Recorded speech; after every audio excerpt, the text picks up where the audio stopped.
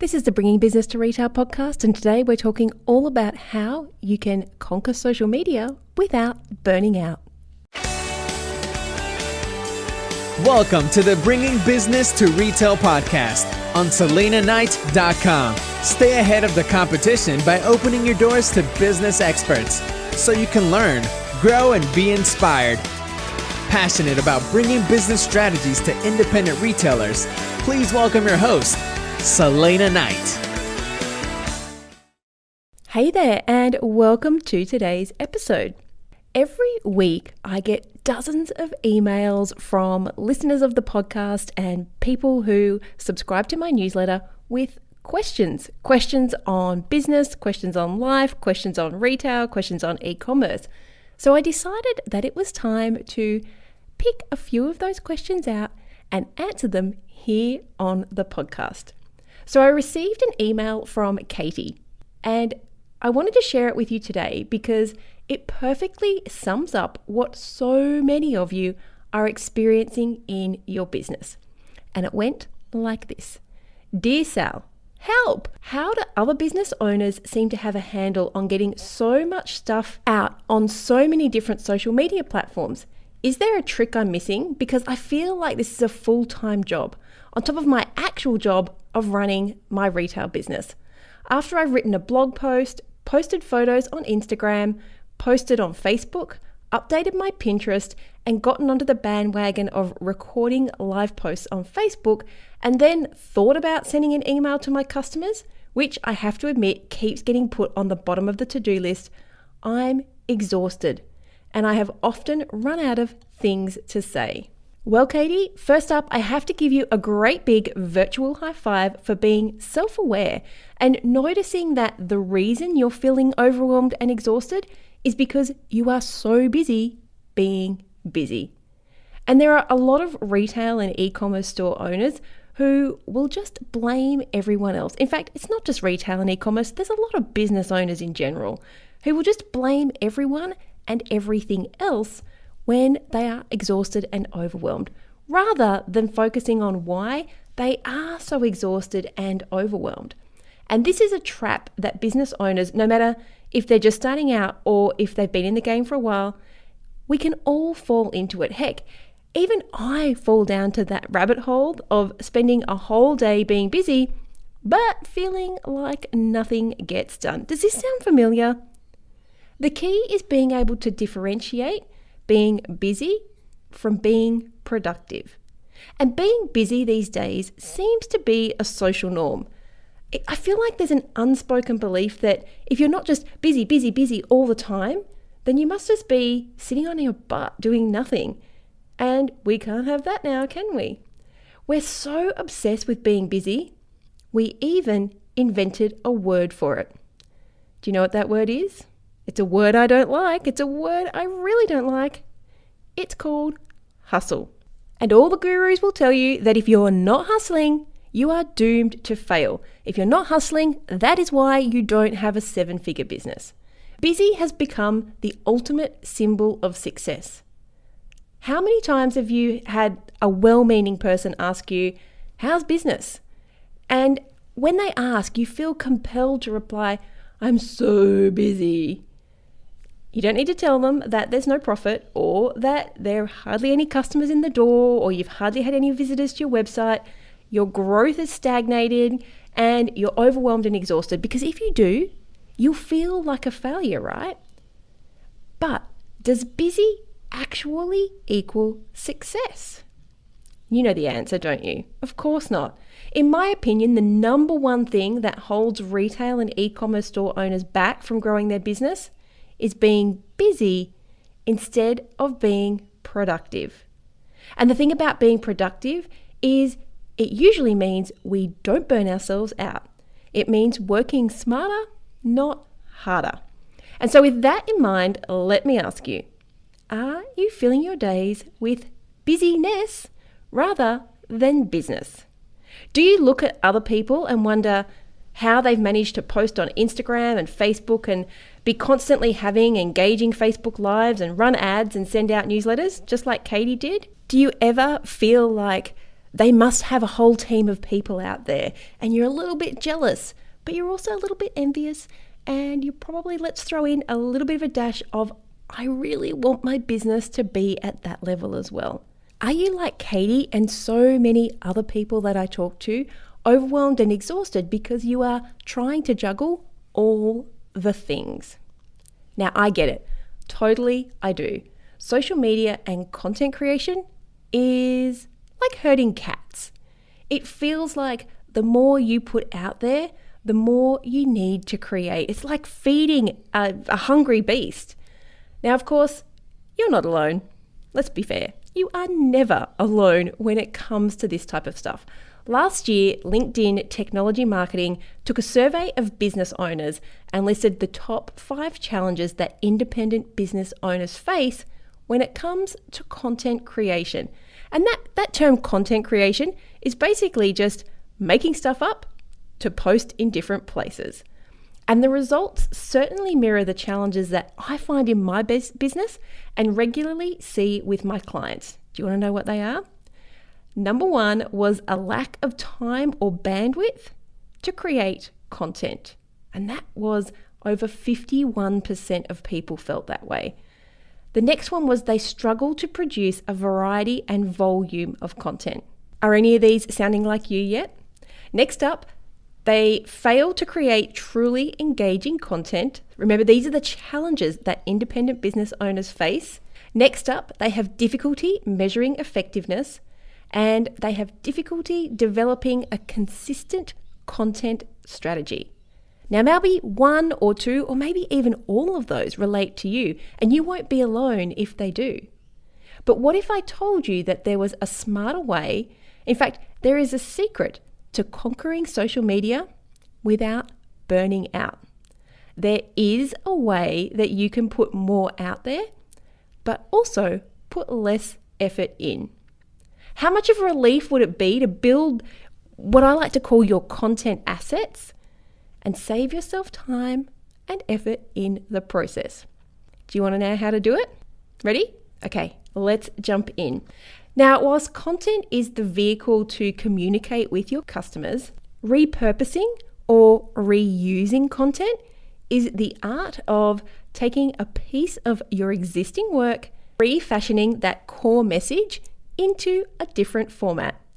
Becoming adept and confident at content repurposing gives you the power to connect with a much larger audience, and quite often a different audience, using resources that you already have at your disposal. And that is something that I like to hear. Repurposing is the ultimate in working smarter and not harder. Katie mentioned that she was creating Facebook Lives and she was posting on social media and pinning on Pinterest. But I can almost guarantee that she was creating separate things for each one of those channels. She was creating a whole new set of content for every one of those social media channels rather than using what she already had. People learn and absorb knowledge in different ways. Some people are great listeners. Others need to see what's happening. And then there are people who need to do stuff for it to make sense. How we learn has been grouped into 4 separate streams. And you've probably heard this before. We've got the visual people who need to see things, the auditory people who learn when they hear something, i.e. podcasts, the people who need to read and write something out for it to sink in, and then the people who like to do stuff, they like to touch, and those are called kinesthetics. Now, some people are a mix of those, and others will just prefer to read over than listen, or they prefer to do something rather than watching a video. When you can take one piece of content and repurpose it into all of those channels, not only will you be able to get in front of more of your potential customers, but you're also going to be building trust and authority in your niche of the retail world. So I wanted to use Katie's Q&A scenario to map out how she could save hours every single week just by getting savvy with repurposing. Is that okay with you if I share this scenario? When Katie hosts a Facebook Live, Let's say it goes for 10 minutes. She could use that one social media post, that one Facebook Live, to create at least a week's worth of connection with her customers. And this, my friends, is how she could do it. For around $5 to $10, she could have that video, that Facebook Live, transcribed. And then she could take that transcription and use it as a blog post. Now, as Google moves towards more conversational keywords, Katie's transcription is going to give her keyword-rich content. Now, I would also advise Katie to embed the video onto that blog post, and we'll talk about why in a minute. Oh, and whilst she's reviewing her finished blog post, Katie could just press one of those social share buttons and pin it on Pinterest. Katie could then download her video from Facebook, which you can do. You just simply right-click on the video and the option is there to download it. And then she could upload it to YouTube, because YouTube is the second largest search engine. And if Katie uses a catchy title, she could also end up ranking highly on Google, because the Google algorithm loves video content. So now, Katie's Facebook Live is 4 customer connection points. That initial Facebook Live, a blog post, a Pinterest pin, and a YouTube video. But wait, there's more. The leveraging of that video and of Katie's time does not stop there. Using that transcription, Katie could take a chunk of that text. So maybe it's the intro, or maybe she was asked a question on the Facebook Live, which she answered. Anything that got great engagement, she could just take a snippet out, and by putting that snippet of content and the video into a newsletter, voila, she has her weekly newsletter written for her. Now, because you can only put a snippet of video, and generally what you need to do is take an image, like a still image from your video, and then link that picture to your video, or you can use a little tool like Giphy Capture and then link that little GIF to your actual video. And in this case, Katie could link it back to the video that she embedded on her blog post. Now, the reason that we're going to get readers to click through to the website to either watch the video or to continue reading is because Katie is one smart cookie, and she has the Facebook pixel installed on her blog. So now she is also building a list of people that she can choose to run Facebook ads to, which is super helpful if Katie's video is product related, right? So let's check in with how Katie's Facebook Live is working for her so far. She has the initial video, the blog post, the Pinterest pin, the YouTube video. Now she's also written her newsletter content for the week, which by her own admission often gets overlooked because she's just so busy. She's also building her Facebook retargeting audience. Now, Katie didn't mention in her Q&A what kind of Facebook Lives she was creating, but let's just say, for the sake of this example, that her Facebook Live video was a review of a product that she sells. Now, Katie could go and summarize all of the features and the benefits, the pros and the cons, and these are her own findings. She could put all of those into a one-page template. And with this new review sheet, she could use that as a call to action. She could invite people to give her their email address in exchange for this review sheet. And taking that one step further, she could copy and paste the text on that review sheet and use it in her e-commerce store to differentiate herself from her competitors and enhance her SEO. So she could go to the product and she could put her review into the product. And as a result, she's getting a whole bunch of SEO and she's setting her product apart from her competitors. So let's say that Katie's Facebook Live was a hit, and I'm sure it is going to be. She gets loads of engagement, and if Katie was my client, I would tell her that she should be using that Facebook Live and turning it into an ad. She could use that ad to build her database, highlighting the review sheet. Remember we said that she could ask for an email address in exchange for the review sheet, or she could simply use it to drive traffic to her store to either read the blog post or to purchase the product. And this is why review Facebook Lives are super cool when you are in retail. Now, last but definitely not least, Katie could use the audio from that Facebook Live and she could create a podcast episode with it. So let's just recap all of the ways that one Facebook Live that Katie has put some time and effort into can work for her. She's got the initial engagement video, a blog post, a Pinterest pin, a YouTube video, her newsletter content, her database building opt-in, that freebie, that call to action asking for an email address in exchange for her one-page sheet that she creates. She's got an e-commerce product description differentiator. She's enhancing her SEO. She's building a retargeting list on Facebook. She can do a Facebook ad and potentially a podcast. And do you know what I think the scariest part of all of this, but also the most exciting part, is if Katie focused on creating a strategy around that initial Facebook Live, all of the other stuff could easily be outsourced to a virtual assistant because the original piece of content has already been created.